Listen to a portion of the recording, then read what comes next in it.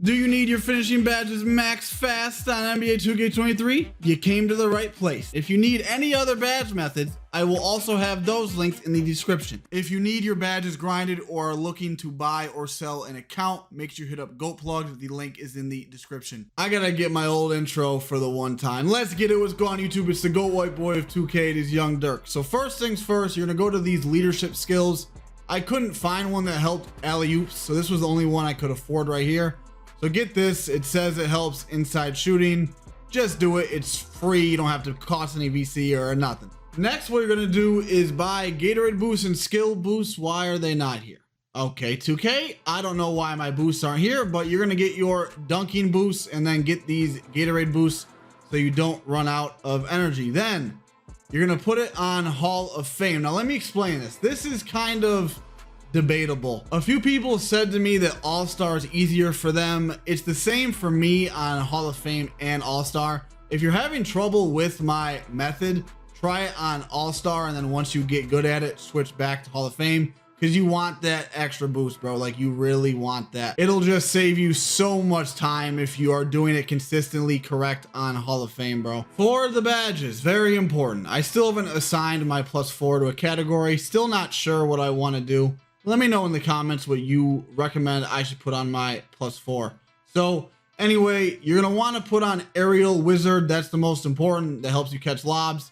And then Fearless Finisher is your second most important. And then you can put on Giant Slayer or whatever you think. But Limitless Takeoff and Fearless Finisher are the two most important. See how right here it says their defensive rating's only an 81? You want to get something under 80, and this is really important. And I wanted this in the game, but I have to do a stupid quest. So pretty much wait till you get a team that has a defense of less than 80, because this is just going to make it really easy if you're playing a bad defending team. So please just hit sim game if it lets you, the stupid quest. Then go back to that menu, see what their defensive rating, and if it's less than 80, play against that team. This is very, very important. Please do not skip that step. This method is a lot harder than it looks, and you guys will see as you are trying it and testing it out. So please pay attention. I know you guys are thinking, wow, Dirk, you just called for a lob. That's so hard, blah, blah, blah, blah. Let me actually break it down and fully explain, or you're going to have a very hard time with this method. Okay, I slowed down the clip for you guys and look. So you're just bringing the ball up the court and passing it to someone on the wing. You're gonna try to cut. Now, it wasn't there. You're gonna pass it back to him again and pretty much always try to like run around the dude who's gonna be throwing you the ball. And you'll see that on the next clips. But I want you guys to notice something here. So I'm actually glad I didn't get through, because that pass would not have been caught, because Jokic was right there waiting for me in the paint. This one was actually perfect. He attacked Jokic, which got him out of the paint. So what you want to do is when you're calling for these lobs and cutting, try to get the angle to where the center cannot tip it. That's going to be the hard part. Let me show you on another example. Okay, so watch right here. I give the ball to Harden, and Jokic is up there because Embiid was going to set the pick. This is actually perfect. I have the wide open lane and I can just call for the lob. If you don't know how to call for the lob, hold down turbo and double tap Y or triangle. So pretty much what this method is, you are going to be wrapping around players and cutting and looking for the perfect opening. So I didn't wrap around Harden here because it was congested in that right corner and it wouldn't have gone through. So I noticed that the whole left side of the court was wide open. 3 of my teammates were on the right side. So I'm gonna cut from the left. So the whole concept of this method is passing to your guards, someone who can throw lobs. You don't wanna throw it to somebody who can't pass for crap, and try to find the next cut lane. Let me show you another example. To the people who just left the video after that last sentence, I feel bad for them, but the people who are still here, good job, because you're gonna catch a very important part and they are not. So you're welcome. Too bad for those people. Anyway, as you can see right here, I'm hitting Maxey in the corner because I see that nice gap in the middle and Embiid was going up. That was a little risky, I'm not gonna lie. Jokic, if he was just a step back, could have got that tip.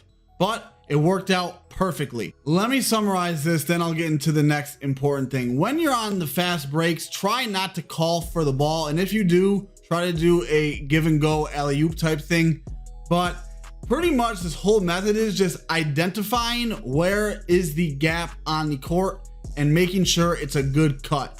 This will get hard. It took me a while. This will get easier as you do it.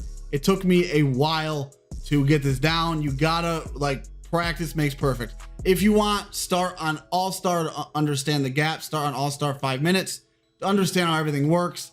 Then jump up to Hall of Fame. Make sure you're playing defense in this method because you really want to get team takeover as much as you can. I know I'm obviously flopping right now, and that's because you want to take advantage of this as much as you can. Team takeover is like where you need to go crazy. So on defense, when you have team take, just flop, okay? Literally just flop. And then when you're on offense, you're going to give the ball to your other guard or whoever is the best passer on the floor and call for a pick and roll to yourself. And remember, you have to time the lob on the catch. I am notorious for forgetting to catch the lob. So make sure you don't forget. So what you're gonna do is give the ball to your guard. You're gonna come to the little hash spot that I showed you, and you're going to tap LB or L1 on PlayStation. Then hold down your player's icon. So in this situation, I was A. So I tapped LB and then held down A to have him come set the pick. And then just throw the lob like you would on anything else. So that is takeover. So the last part right here, let me show you how to do this drill correctly. A lot of people actually hit me up personally and said, how do you do this drill? It's very easy. I don't know why it's hard. So you have to do an acrobatic layup. So what you're gonna do is don't hold turbo if you're up top on the wing. So if you're up top on the wing, you're just going to not hold turbo and double tap a square on PlayStation and then X on Xbox. And then if you're in the corner, you're going to do a reverse layup by holding your right stick right.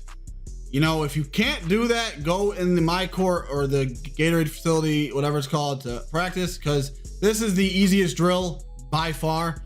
And you get a free 5,200 after every game. Side tip as well, you can do the J. Cole thing 5 times. That's easy. You can do the Devin Booker thing once. So with that being said, I hope you guys have a great day. Check out my channel, subscribe. It means a lot. You will not regret it. Have a good day. Go out.